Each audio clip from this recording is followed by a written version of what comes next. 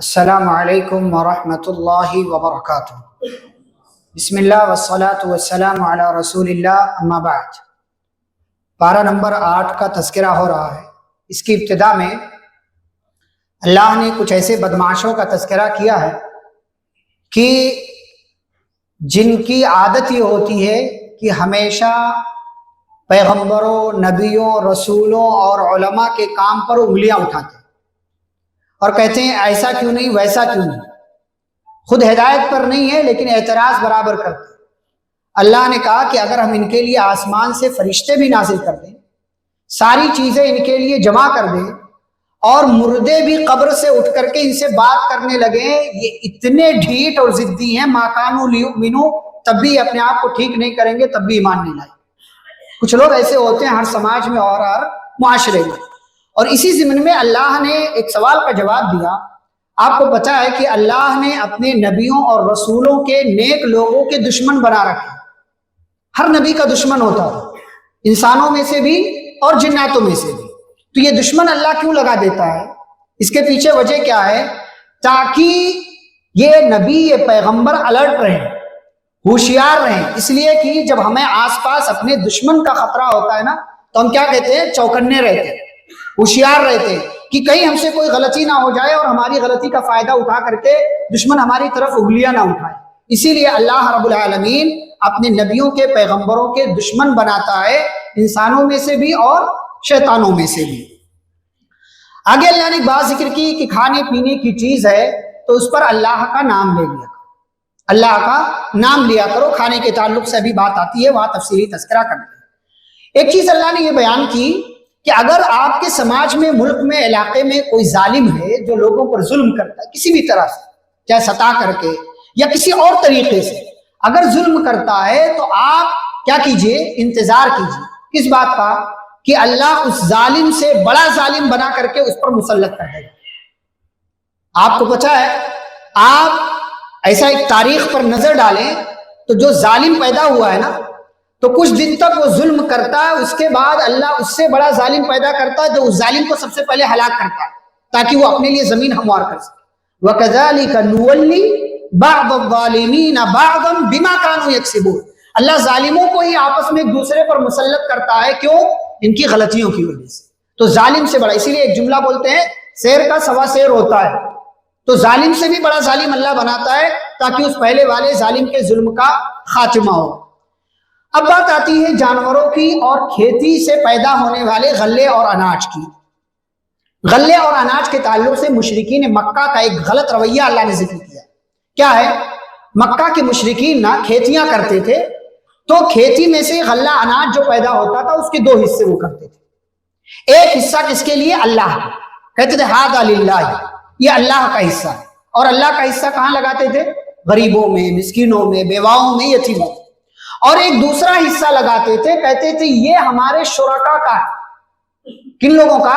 جن لوگوں کو انہوں نے اللہ کے سوا معبود بنا رکھا تھا، یعنی ہبل، لات، منات، عزا اور کعبے میں 360 بت جو تھے۔ کہتے تھے ان کی خدمت کرنے والوں کے لیے ہم یہ غلے اناج خرچ کریں گے۔ تو دو حصے لگایا، ایک حصہ اللہ کے لیے اور ایک حصہ باطل معبودوں کے لیے۔ اچھا، جب آگے خرچ کرتے تھے تو جب اللہ والا حصہ ختم ہو جاتا تھا تو اس میں شرکاء کے حصے یہاں لے کر کے نہیں آتے تھے۔ لیکن جب ان شرکاء والا حصہ ختم ہو جاتا تھا جو باطل معبودوں کے لیے لوگ لگاتے تھے، تو اللہ والے حصے میں سے اٹھا کر کے ادھر رکھ دیتے تھے اور کیا کہتے تھے؟ اللہ تو مالدار ہے، اسے ان سب کی ضرورت نہیں ہے، لیکن ان سب کے پاس کچھ نہیں ہے، ان کی خدمت کرنے والوں پر خرچہ کہاں سے کیا جائے گا؟ تو کہتے تھے یہ اللہ والا حصہ ہے، ختم ہو گیا، کوئی مسئلہ نہیں۔ لیکن باطل معبودوں والا حصہ ختم ہو جاتا تھا تو اللہ والا حصہ اٹھا کر کے ادھر ملا دیتے تھے۔ اللہ کہتے ساء ما یحکمون، بھائی جب پہلے حصہ لگا دیے ہو تو پھر دوبارہ سے حصے کو آپس میں مکس کرنے کی کیا؟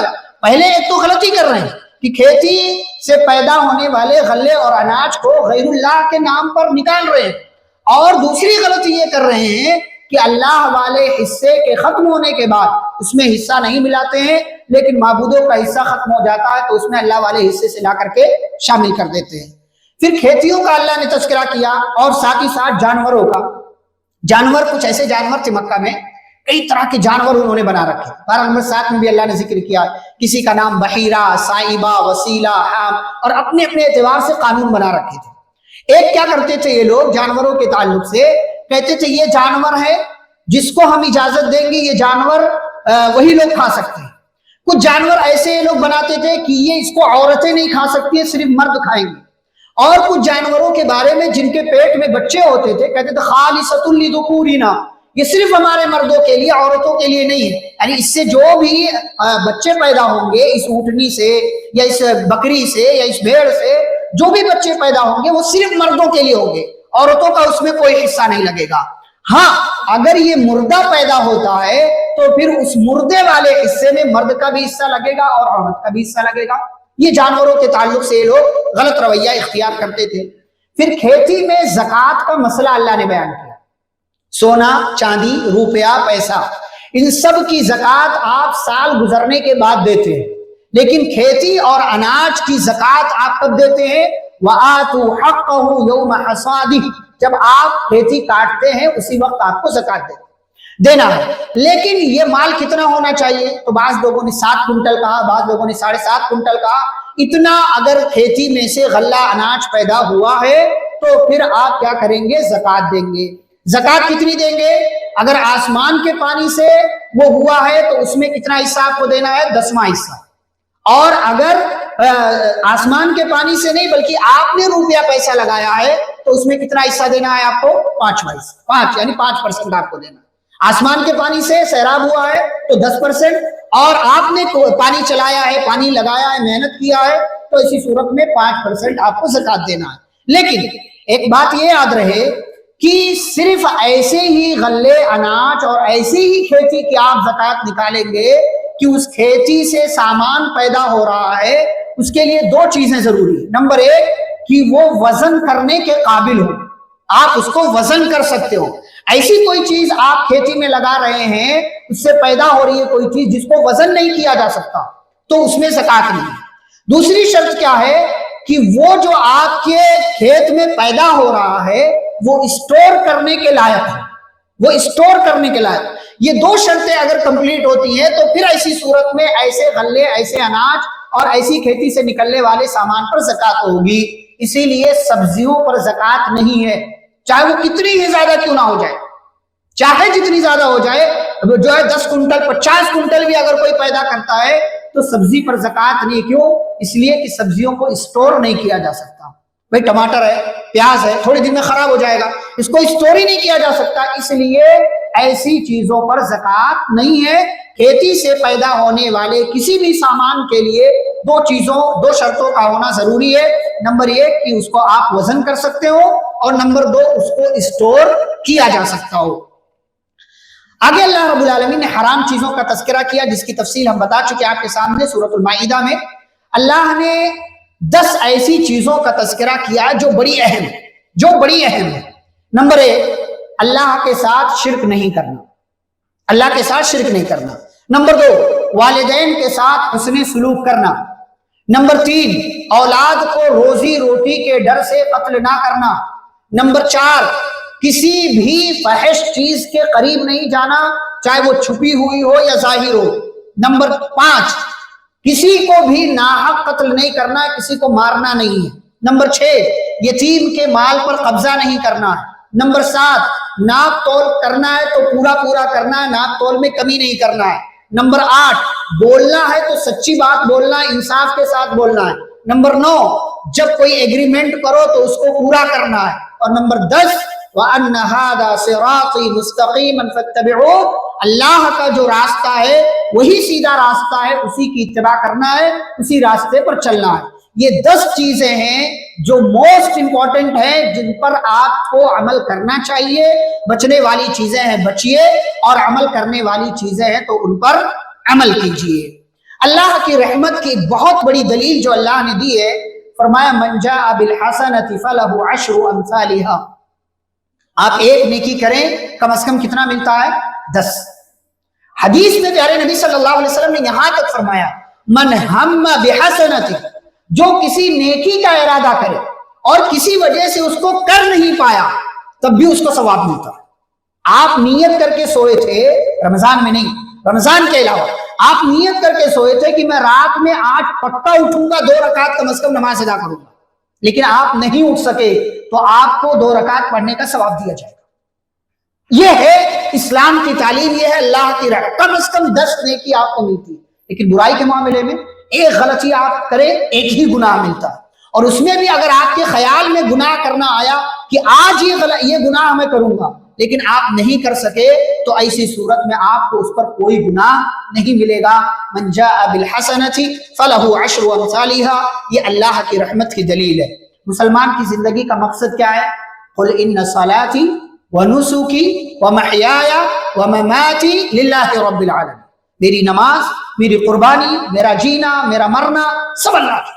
یہ ایک مسلمان کی زندگی کا مقصد ہے۔ زندگی گزاریے جیسے آپ کا دل کرتا گزاریے، لیکن اس مقصد کو نگاہ میں رکھیے کہ کوئی ایسا کام نہ کرے جس سے اللہ ناراض ہوتا ہو، کوئی ایسا کام نہ کرے کہ جس کی وجہ سے سماج میں فتنے اور فساد پیدا ہوتے ہوں۔ یہاں سورۃ الانعام مکمل ہوتی ہے، اس کے بعد سورۃ الاعراف کا آغاز ہے۔ سورۃ الاعراف کی ابتدا میں اللہ نے ایک بات بیان کی کہ اتباع کس کی کرنا ہے، آپ کو کس راستے کو اختیار کرنا۔ میں نے بتایا بھی شروع میں، صراط مستقیم کا راستہ، یہ راستہ جو سیدھا راستہ ہے، اسی کو آپ کو اختیار کرنا ہے۔ اور اللہ نے ایک عقیدہ بیان کیا، قیامت کے دن میزان قائم کیا جائے گا، ترازو باقاعدہ، والوزن یومئذ الحق، یہ ہمارا عقیدہ ہے کہ قیامت کے دن اللہ میزان ترازو قائم کرے گا۔ کس لیے؟ تولنے کے لیے۔ کیا؟ اب اس میں مفسرین کا، محدثین کا، شارحین کا اختلاف۔ کچھ لوگوں نے کہا کہ انسان کے اعمال جس رجسٹر میں لکھے جا رہے ہیں اس رجسٹر کو تولا جائے گا، کسی نے کہا کہ خود انسان کو تولا جائے گا، اور کسی نے کہا کہ انسان کے اعمال کو تولا جائے گا۔ اللہ کے لیے کچھ بھی بعید نہیں ہے، اللہ جو چاہے وہ تول سکتا ہے، وہ وزن کر سکتا ہے، اور اللہ رب العالمین اس پر قادر ہے۔ لیکن بہرحال ہمارے لیے اللہ قیامت کے دن میزان اور ترازو قائم کرے گا۔ اس کے بعد حضرت آدم علیہ السلام اور ابلیس کا واقعہ ذکر کیا جا رہا ہے۔ سورۃ البقرہ میں ہم نے تفصیل سے آپ کے سامنے ذکر نہیں کیا تھا، یہاں کچھ باتیں آپ دیکھ لیجیے۔ سب سے پہلی بات، اللہ نے کس کو حکم دیا تھا سجدہ کرنے کا؟ فرشتوں کو، لیکن ابلیس نے سجدہ نہیں کیا تو اللہ نے اس سے پوچھا۔ تو اب کوئی یہ کہے کہ ابلیس جناتوں میں سے تھا، وہ تو اس حکم میں شامل بھی نہیں تھا، لیکن اللہ نے دوسری جگہوں پر کیا کہا؟ خود یہاں کہا اللہ نے، قال ما منعك الا تسجد اذ امرتك، کہ میں نے جب تجھے سجدہ کرنے کا حکم دیا تھا تو تو نے سجدہ کیوں نہیں کیا؟ پتہ یہ چلا کہ جہاں فرشتوں کو اس بات کا سجدے کا حکم تھا، وہی ابلیس کو بھی سجدہ کرنے کا حکم تھا، گرچہ وہ جناتوں میں سے تھا۔ دوسری بات، سجدہ نہ کرنے کی وجہ کیا بیان کی اس نے؟ کیا وجہ بیان کی؟ 2 وجہیں اس نے بیان کی۔ ایک تو میں آدم سے بہتر ہوں، اور دوسری وجہ اس نے تکبر سے، غرور سے کام لیا۔ کسی کی زندگی میں تکبر آ جائے، غرور آ جائے تو اس کو حق کے راستے سے وہ چیز روک دیتی ہے، اس لیے زندگی میں کبھی بھی تکبر مت اختیار کیجیے۔ تیسری چیز، ابلیس نے سجدہ نہیں کیا، انکار کر دیا، لیکن اور اللہ نے اس کو مردود قرار دیا، تو اللہ رب العالمین نے جب اسے مردود قرار دیا تو اس نے اللہ سے قیامت تک زندہ رہنے کی مہلت مانگی۔ کیا کہا؟ انذرنی الی یوم یبعثون۔ گویا کہ ابلیس کو بھی معلوم تھا کہ میری دعا کون قبول کر سکتا ہے؟ اللہ رب العالمین۔ دعا صرف اللہ سے کرنا چاہیے۔ 5ویں بات کہ جنت کا راستہ صرف ایک ہے۔ جب اس کو اللہ نے مہلت دے دی کہ تجھے مہلت دی جاتی، پتہ یہ چلا اللہ گنہگاروں کی بھی دعا قبول کرتا ہے۔ اس کو مہلت مل گئی تو اس نے اللہ سے کہا فَبِمَا أَغْوَيْتَنِي، کیا کہا؟ اے اللہ اس وجہ سے کہ تو نے مجھے گمراہ کر دیا۔ اپنی غلطی کا ٹھیکرا کس پر بول رہا ہے؟ اللہ پر، کہ اللہ نے مجھے گمراہ کیا، جبکہ اللہ نے تو سجدہ کرنے کا حکم دیا تھا۔ تو اس نے کہا اے اللہ تو نے مجھے گمراہ کیا ہے، اس وجہ سے میں کیا کروں گا؟ تیرے سیدھے راستے پر بیٹھ جاؤں گا۔ گویا کہ ابلیس کو بھی معلوم ہے کہ راستہ کس کا سیدھا ہے؟ اللہ۔ کیا کہا اس نے؟ صراطک المستقیم، تیرے سیدھے راستے پر بیٹھ جاؤں گا۔ ابلیس کو معلوم تھا کہ جنت میں لے جانے والا راستہ صرف ایک ہے، اور وہ کون سا راستہ ہے؟ صراط مستقیم۔ نمبر 6، ایک کی غلطی کی سزا دوسروں سے۔ کیا کیا اس نے؟ غلطی کس نے کی تھی؟ ابلیس نے۔ لیکن اور کس کی وجہ سے؟ آدم کی وجہ سے اللہ نے اسے مردود قرار دیا. اب وہ بدلہ کس سے لے رہا؟ ہم سب سے. ہم سب سے. ایسے ہی سماج میں کچھ لوگ ہوتے ہیں، غلطی کسی نے کی ہے تو اس کے پورے گھر والوں سے لوگ بدلہ لیتے ہیں. گویا کہ یہ کس کا راستہ ہے؟ طریقہ ہے ابلیس کا. یہ شیطان کا طریقہ، یہ طریقہ نہیں اختیار کرنا. جس سے آپ کا معاملہ ہے اس سے معاملہ رکھیے، اس کے گھر والوں سے کسی قسم کا کوئی معاملہ آپ کو نہیں ہونا چاہیے. اچھا، ابلیس کیا کر رہا ہے؟ ابلیس کھڑا نہیں ہے. اس نے کیا کہا تھا؟ لَأَقْعُدَنَّ، میں بیٹھ جاؤں گا، میں بیٹھ جاؤں گا. ابلیس گویا کہ انسانوں کو گمراہ کرنے کے لیے کھڑا نہیں ہے بلکہ بیٹھا ہے. کیوں ایسا؟ کیوں ایسا؟ اس لیے کہ اگر آپ راستے میں کھڑے ہیں تو آپ کا جو دشمن ہے وہ آتے جاتے کیا کرے گا؟ نہیں آئے گا جلدی کہ یہ کھڑا ہے نہیں جاؤں گا، پکڑ لے گا مجھے. لیکن اگر آپ سکون میں بیٹھے ہوئے ہیں تو آدمی کیا کرے گا؟ چپکے سے نکلنے کی کوشش کرے گا. اسی لیے ابلیس بیٹھا کہ جیسے ہی ادھر سے آئے گا میں اس کو پکڑ لوں گا اور اس کو گمراہ کر دوں گا. تو اسی لیے یہ بیٹھا ہے، کھڑا نہیں ہے. اللہ نے یہ لفظ استعمال کیا. ایک اور بات، اس نے کہا کہ میں تیرے بندوں کو گمراہ کروں گا. کہاں سے؟ سامنے سے، پیچھے سے، دائیں سے، بائیں سے. اس نے اوپر کا اور نیچے کا تذکرہ نہیں کیا. کیوں؟ اس لیے کہ اوپر سے کیا آتا ہے؟ اللہ کا فرمان، حق آتا ہے، سچی بات آتی. اور نیچے کیا ہے؟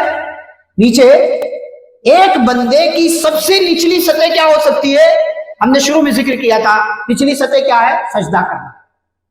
اور سجدے سے ہی اس نے انکار کیا تھا. اس لیے نہ اس نے نیچے کا تذکرہ کیا کہ نیچے کا تذکرہ کروں گا تو سجدہ کرنے والوں کو گمراہ نہیں کر سکتا. اسی لیے کہا الا عبادک منہم المخلصین، میں تیرے سارے بندوں کو گمراہ کروں گا لیکن جو تیرے اچھے خالص بندے ہوں گے میں ان کو گمراہ نہیں کر پاؤں. تو اس لیے سجدہ کرتے رہیں، اللہ رب العالمین آپ کو ابلیس سے بچائے گا. ایک اور بات، اچھا جب اللہ نے مردود کو قرار دیا لیکن ابھی نہ آدم کو زمین پر بھیجا اور نہ ہی ابلیس کو زمین پر بھیجا، بلکہ وہ ابھی جنت ہی میں تھا. اس لیے کہ آزمائش ابھی باقی تھی آدم کی اور حوا کی. اللہ نے کہا جاؤ جنت میں رہو، جو چاہو کرو، جو چاہو کھاؤ، صرف ایک کام نہیں کرنا، صرف ایک کام، وہ یہ کہ اس درخت کے قریب نہیں جانا. اب وہ درخت کون سا تھا؟ ہمارے بھائیوں نے دماغ لگانا چاہیے، گندم کا تھا، یہ تھا، وہ تھا، جو بھی ہو. وَلَا تَقْرَبَا هَذِهِ الشَّجَرَةَ، اللہ نے کہا یہ درخت نہیں کھانا، اس درخت کا پھل نہیں کھانا. اب ابلیس نے کیا کیا؟ آدم کے پاس آیا، کہا جانتے ہو اللہ نے اس درخت کا پھل کھانے سے کیوں منع کیا؟ کیوں؟ پہلے شیطان آتا ہے کیا؟ وسوسہ ڈالتا ہے، وسوسہ ڈالتا ہے اور پھر اس چیز کی فضیلت بیان کرتا ہے. چلتا ہے کوئی مسئلہ نہیں، کر لو، سکون ملے گا، ایسا ہوگا ویسا ہوگا، قرار آ جائے گا. تو کہا کہ جانتے اس درخت کا پھل کھانے سے کیوں منع کیا؟ کہا کیوں؟ کہا الا ان تکونا ملکین، اس درخت کا پھل کھاؤ گے دونوں کے دونوں فرشتے ہو جاؤ گے، اور فرشتے ہو جاؤ گے تو یہی رہنے ملے گا. یا اگر فرشتے نہیں ہوئے او تکونا من الخالدین، تو ہمیشہ والی زندگی مل جائے گی، کبھی مرو گے نہیں. اور انسان کیا ہے؟ ہمیشہ زندہ رہنا چاہتا، مرنا نہیں چاہتا. کہتا رہا. اچھا یہ وسوسہ دلایا، وسوسہ دلانے کے بعد جب دیکھا کہ یہ لوگ میری بات میرے جھانسے میں آ رہے ہیں، جب اس کو اشارہ ملا تو کیا کہتا ہے؟ وَقَاسَمَهُمَا، اللہ کی قسم میری بات سچ ہے، جھوٹ نہیں ہے. اور آگے کیا کہا؟ انی لکما لمن الناصحین، میں خیر خواہوں میں سے ہوں، میری بات مان لو، میں تمہارا برا نہیں چاہتا ہوں، اچھا چاہتا ہوں، میری بات مان لو، اس درخت کا پھل کھا لو. کیا کیا اس نے؟ فَدَلَّاهُمَا بِغُرُورٍ، وہ ان دونوں کو لے گیا کس کی طرف؟ دھوکے کے ذریعے لے گیا اس درخت کے قریب. دلو کا مطلب کیا ہوتا جانتے ہیں؟ دلو کا مطلب بکٹ، برتن، جس کو کنویں میں ڈالنے کے لیے لٹکایا جاتا ہے، اس کو دلو کہتے. کیوں؟ اس لیے کہ اس کو لٹکایا جاتا ہے. شیطان کا یہی کام ہے کہ انسان کے دماغ میں وسوسہ ڈال کر کے اس بکٹ کی طرح چھوڑ دیتا ہے، لٹکا دیتا ہے. نہ اللہ کے رہو گے نہ شیطان کے رہو گے، نہ اللہ کے رہو گے نہ شیطان کے رہو گے. اسی لیے جب آپ غلط کام کر لیتے ہیں نا تو شیطان کیا کہتا ہے؟ انی بریء منک، جا جا میں تجھ سے الگ ہوں، میرا تیرا کوئی تعلق نہیں ہے.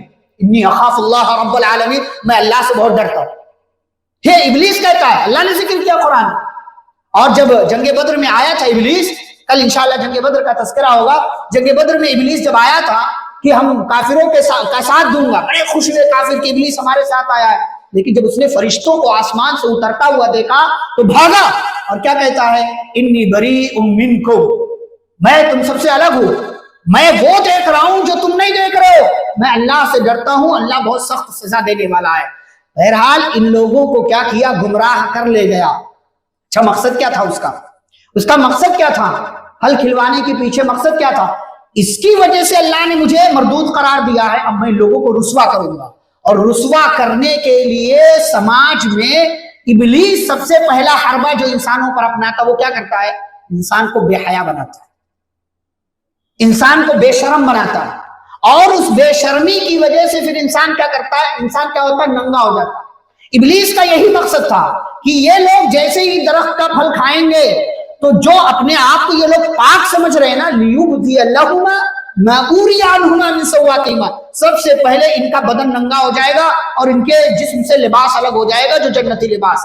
جیسے ہی درخت کا پھل چکھا، اللہ نے کھایا نہیں کہا، فلما ذاقا، جب چکھا، جیسے ہی چکھا، ٹیسٹ کیا، بدت لہما سوآتہما، دونوں کا لباس اتر گیا، فٹافٹ کیا وقفقا یخصفان علیہما من ورق الجنہ، الگ الگ درختوں سے پتے توڑ کر کے اپنی شرمگاہ کو چھپانے لگے۔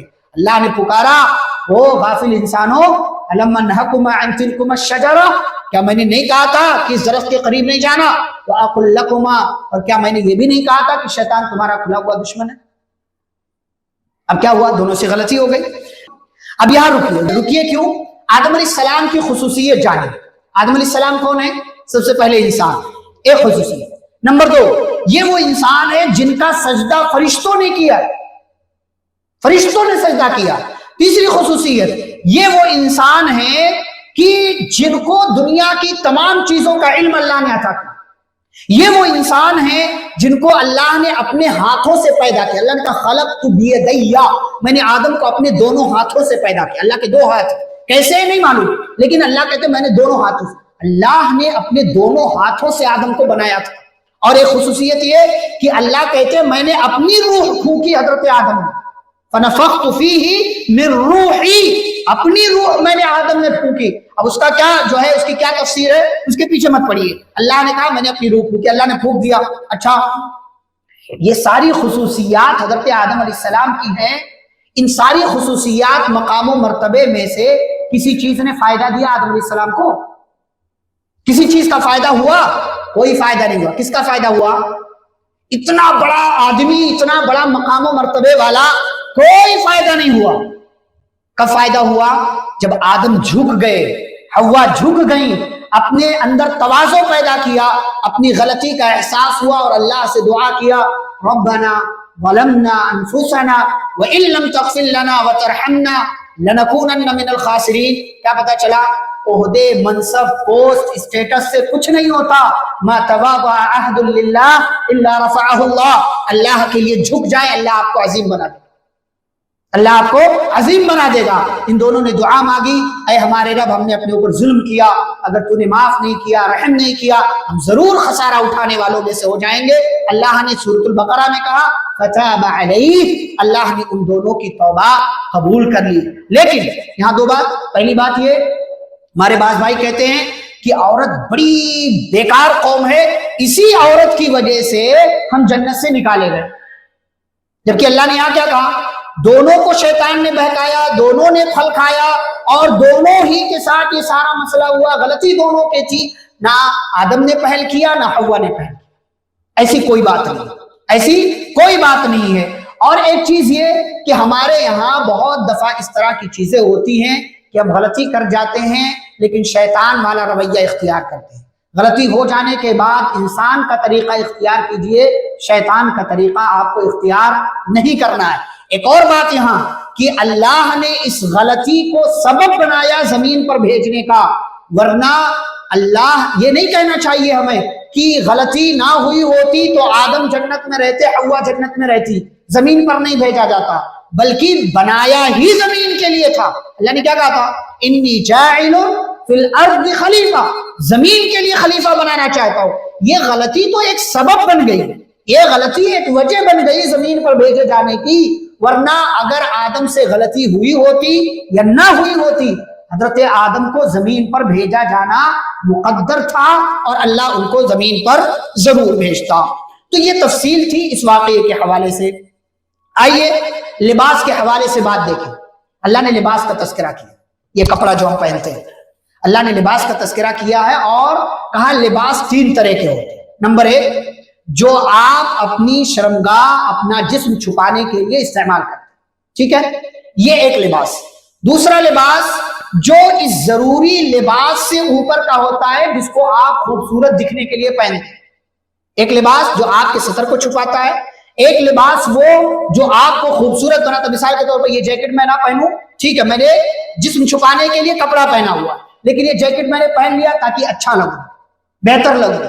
آپ کوٹ پہنتے کچھ اور پہنتے اچھا لگنے کے لیے، اسی لیے دلہا کپڑا پہنتا، خوبصورت کپڑا پہنتا، کیوں؟ اچھا دکھنے کے لیے، جسم بھی چھپ جائے اور اچھا بھی دکھے۔ یہ تیسرا ایک لباس ہے جو تقویٰ کا لباس، جو تقویٰ کا لباس۔ اب تقویٰ کا لباس کون سا ہوتا ہے؟ تقویٰ کا لباس یعنی آپ نیک عمل کریں، اور ایسا نیک عمل کہ جس کی وجہ سے نہ آپ کے جسم کے عیوب ظاہر ہو، اور نہ ہی آپ کے جسم کے نشیب و فراز ظاہر ہو، نہ ہی آپ کی شرمگاہ لوگوں کے سامنے ظاہر ہو، اور نہ ہی اس کی وجہ سے سماج میں آپ کی بے عزتی ہو۔ ذالک خیر، یہی بہتر ہے۔ آج کپڑوں کے معاملے میں ہمارے یہاں کتنی غلطیاں ہیں، کیا مرد کیا عورت پیچھے حصہ چھپانے کے لیے سب کھینچتے ہیں۔ چھوٹا پہنا آپ نے، بڑا پہنو، ماڈرن مت بنو، تقویٰ کا لباس پہنو، ڈھیلا ڈھالا ہو، اچھا ہو، شرمگاہ کو چھپائے، جسم کو چھپائے۔ جسم کو ظاہر کرنے والا لباس آپ نے پہنا تو ناچنے گانے والوں میں اور آپ میں فرق کیا رہ گیا؟ وہ کھل کر سامنے آتے، آپ کھل کر سامنے نہیں آتے، بس فرق اتنا ہی ہے۔ غلط بات، لباس کے معاملے میں ہوشیار ہے۔ اور آگے اللہ نے کہا ذکر کی، یا بنی آدم خذوا زینتکم عند کل مسجد، جب مسجد میں آؤ تو اور اچھے بن کر کے آؤ، جب مسجد میں آؤ اور اچھے بن، یہ نہیں کہ کچھ بھی پہن کر کے آپ چلے آئے، چل ٹھیک ہے آپ کے پاس کپڑے نہیں ہے سمجھ میں آپ، لیکن آپ کچھ بھی پہن کر کے مسجد آ رہے، اچھا ہے، باہر جاتے ہیں اچھا پہن کر جاتے ہیں، شادی میں گئے اچھا پہن کر گئے، کسی سے ملاقات کرنے گئے اچھا پہن کر کے گئے، اور مسجد میں آئے تو وہی جو جس کپڑے میں سو رہے تھے اٹھ کر کے چلے آئے، جو پہنا تھا بستر پر وہیں آ کر کے بھی پہنا ہے۔ یہ کتنی غلیظ حرکت ہے۔ کپڑے کے معاملے میں تقویٰ کا لباس اختیار کیجئے اور تقویٰ کا لباس پہنیے، ذالک خیر، یہی آپ کے لیے بہتر ہے۔ اچھا، کھانے کا تذکرہ اللہ نے کیا، وَكُلُوا وَاشْرَبُوا، کھاؤ پیو، جو اللہ نے دیا جتنا دیا کھائیے، لیکن کھانے کے معاملے میں وَلَا تُسْرِفُوا، اسراف مت کرو۔ اب اسراف کا دو معنی ہے، ایک معنی تو یہ کہ زیادہ مت کھاؤ، ہمارے یہاں کہاں تک کھاتے لوگ؟ حلق تک کھاتے، اور دعوت رہے تو ماشاءاللہ دوپہر میں بھوکے، سیدھا رات کو کھائیں گے، فری والا کھانا مل گیا تو ٹوٹ پڑتے، غلط بات۔ اس لیے کہ آپ جتنا زیادہ کھائیں گے پیٹ میں جائے گا، اور آپ کے آس پاس جتنی بیماریاں ہیں ان بیماریوں کی سب سے بڑی وجہ ہے پیٹ، تو پیٹ کا خیال کیجیے۔ اس لیے ہماری شریعت کیا کہتی ہے، ہماری شریعت پیٹ کے 3 حصے کرو، ایک کھانا، ایک پانی، ایک ہوا۔ ہم تینوں حصے کھانے سے بھر دیتے ہیں، تینوں حصے ہمارے کھانے سے بھرے ہوئے ہوتے ہیں۔ وَلَا تُسْرِفُوا، اور بعض علماء نے کہا یہ آیت کا یہ ٹکڑا نا پوری میڈیکل کی دنیا اللہ نے اس میں رکھ دی، پوری میڈیکل کی دنیا۔ کھاؤ پیو، کیا کھاؤ کیا پیو، وَلَا تُسْرِفُوا، کھانے کے معاملے میں بھی اسراف نہیں کرنا، غلط چیزیں نہیں کھانا ہے، بری چیزیں نہیں کھانا ہے، بیمار کر دینے والی چیزیں نہیں کھانا ہے، روڈ کی چیزیں نہیں کھانا ہے، دھول دھکڑ والی چیزیں نہیں کھانا ہے، اور پینے والی چیزوں میں احتیاط کیجئے۔ آج دیکھیں شوق کے نام پر لوگ کولڈ ڈرنک پیتے ہیں، ماشاءاللہ، شوق، صرف شوق، کیا اس میں کیا فائدہ اس کا؟ تھوڑا سا فائدہ یہ ہے کہ آپ کا کھانا ہضم کر دیتا ہے، اس کا نقصان کتنا ہے؟ اس کا نقصان کتنا؟ ہمارے یہاں لوگ اسرائیل ظلم کر رہا ہے فلسطین پر، پروڈکٹ استعمال کرنا چاہیے کہ نہیں کرے، مطلب ہوشیار انسان ہو کر کے اتنی گندی حرکت، یہ اسرائیل ظلم کرے گا تبھی آپ سوال کریں گے، یہ تو ویسے ہی آپ کے لیے نقصان دہ۔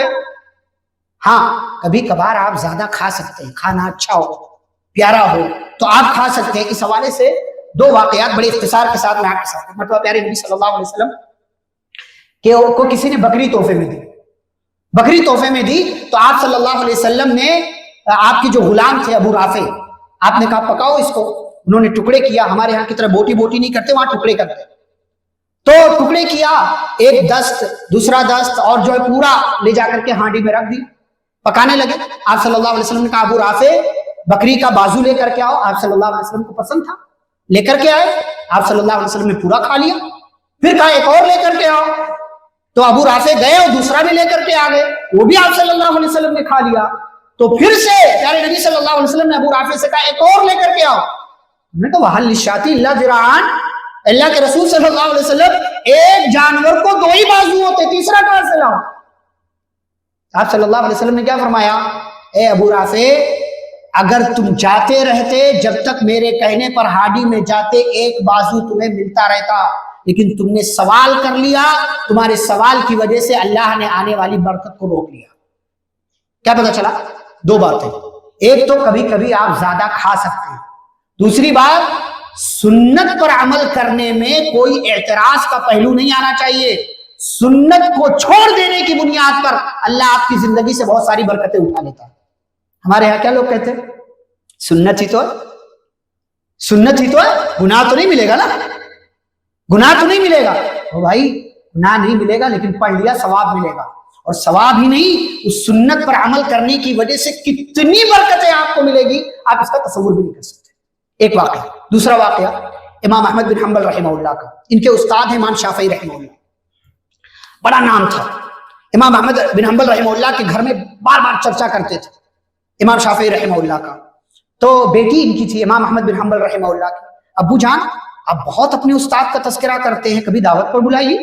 ٹھیک ہے بلاتے ہیں، ایک مرتبہ موقع مل گیا بلا لیا۔ اچھا یہ کتنے عظیم استاد ہیں امام احمد بن حنبل رحمہ اللہ کے امام شافعی، کہتے ہیں 30 یا 40 سال سے مسلسل ہر نماز میں اپنے استاد کے لیے دعا کرتا ہوں، ہر نماز میں۔ آج ہمارے یہاں کا بچہ تو استاد کو پہچانتا بھی نہیں، کیا نام، کہاں رہتے، کیا حال ہے، کس سچویشن میں، کچھ پتا نہیں۔ 30 سال کے تو مسلسل 30 سالوں سے ہر نماز میں اپنے استاد کے لیے دعا کرتا ہوں۔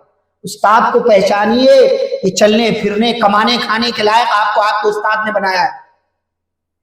استاد سے رابطہ رکھیے، خیریت پوچھیے، گھر میں ضرورت ہے ضرورت کی چیزیں پہنچائیے، نہ بھی ضرورت ہو ایک مدد کے لیے ان کا جو حق ہے آپ کے اوپر، ان کا احسان جو آپ کے اوپر ہے وہ احسان چکائیے۔ بہرحال امام احمد بن حنبل رحمہ اللہ نے دعوت پر بلایا، آئے، امام شافعی رحمہ اللہ کو کھانا دیا گیا، جم کر کھایا، خوب جم کر کھایا، بہت کھایا۔ پھر گئے اپنے کمرے میں، مہمان کا جو کمرہ تھا گئے اور کمرے میں رہے۔ جو پانی کا برتن تھا، تہجد گزار لوگ ہوا کرتے تھے، رات کو اٹھے نہیں اور کمرے میں رہے، صبح فجر کا وقت ہوا، آ کر کے گھر والوں کے ساتھ جماعت کے ساتھ نماز ادا کر۔ بیٹی نے کہا اپنے ابا سے، ابو جان یہی امام شافعی جن کا تذکرہ آپ بار بار کرتے کہ اتنے بڑے امام، اتنے بڑے امام ہمارے گھر میں آئے تو پہلی بات تو یہ اتنا زیادہ کھانا کھایا، دوسری بات رات کو اٹھے نہیں تہجد کی نماز کے لیے، تیسری بات ہمارے ساتھ فجر کی نماز میں بنا وضو کے ہی آ کر کے ہمارے ساتھ نماز ادا کر لیا، یہ امام ہے؟ یہ اچھے انسان کیسے ہو سکتے ہیں؟ امام احمد بن حنبل رحمہ اللہ نے جواب نہیں دیا، بلکہ جا کر کے اپنے استاد سے پوچھا، استاد محترم بٹیا کا یہ سوال ہے، بتائیے آپ نے یہ تینوں کام کیوں کیے؟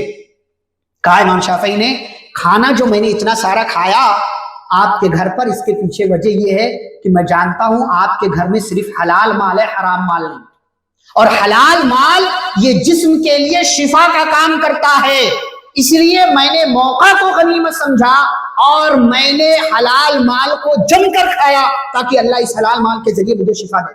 آج ہمارے یہاں دعوت آ جائے، سود خور ہے، حرام خور ہے، کون سا خور ہے، کوئی فرق نہیں کرتے، تو چلو دعوت میں چلتے، چلو دعوت میں چلتے، دعوت بھی لیے، ماشاءاللہ سبحان اللہ۔ یہ پہلی بات جواب دیا۔ دوسری بات کہتے رات کو میں تہجد کے لیے نہیں اٹھا، کیوں؟